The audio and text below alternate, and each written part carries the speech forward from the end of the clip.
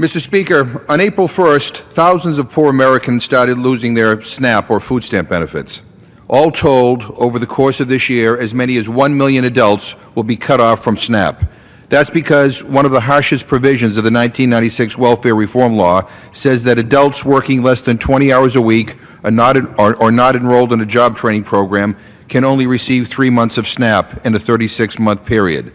The problem is, however, that many areas of the country haven't fully recovered from the recession.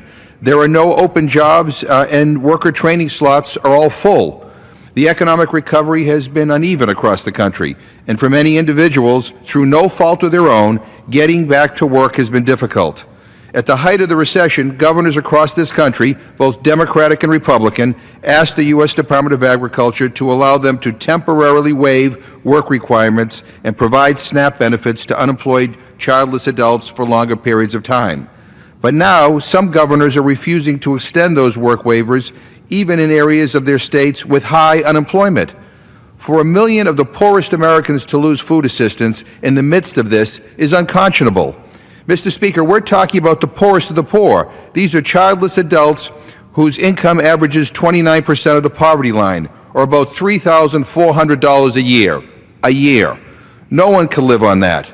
Many face multiple barriers to employment, including disability, limited education, and chronic homelessness.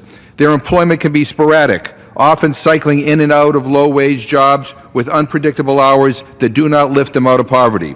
What's most appalling is that about 60,000 of those who will be cut off from SNAP this year are veterans.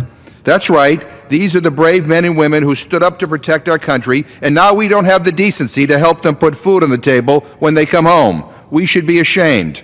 Mr. Speaker, let me be clear about something. The 3-month limit on childless adults receiving SNAP is not a work requirement, despite what some of my Republican colleagues say. It's a time limit.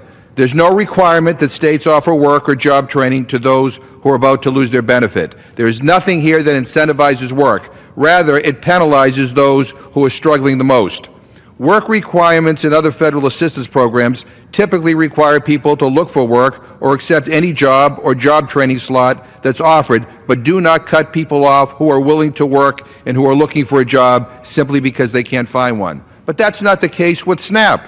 So for individuals who have been searching for a job for months, who have applied to every job posting they've seen, and who can't get into a job training program because the wait list is too long, they're punished. And study after study shows that the longer someone is unemployed, the harder it is to get hired. It is baffling to me that the Republicans' answer to them is, sorry, you're out of luck. The Bureau of Labor Statistics estimates that it takes someone who is unemployed about 6 months of looking to find a job. That's twice as long as the 3-month time limit. For the life of me, I can't understand how making someone hungrier helps them find a job faster. We should be making people's lives better, not harder. This notion that some of the Republican side peddle, that somehow SNAP is this overly generous program that people are just jumping to get into, is ridiculous. It is false. The average SNAP benefit is $1.40 per meal per day. That's meager. It is inadequate. And this idea that SNAP is the root of our budget problems is outrageous. New data released from the Department of Treasury just last week shows that SNAP spending is falling.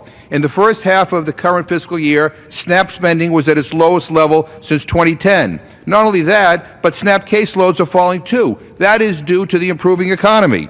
SNAP operated like it was supposed to during the recession. It expanded to meet the needs of the millions who lost their jobs, of middle-class families who never imagined they'd need food assistance in the first place. And now, as our economy improves, fewer people need the assistance. But we're not there yet.